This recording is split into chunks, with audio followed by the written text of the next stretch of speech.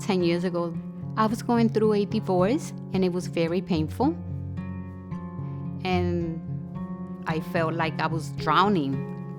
And a friend of mine suggested that I should get a job at Sephora. The store manager at the time, she connected with me, gave me the job immediately.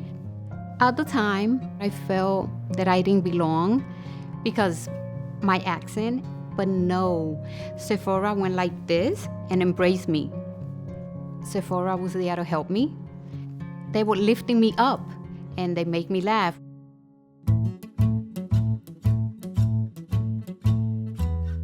I'm Roxanne. I'm a skincare consultant at Sephora.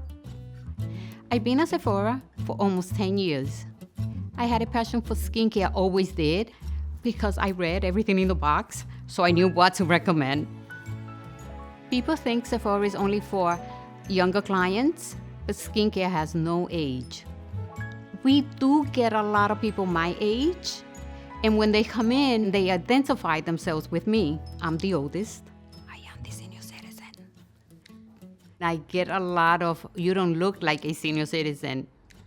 My youthfulness comes from taking care of my skin and happiness, smiling.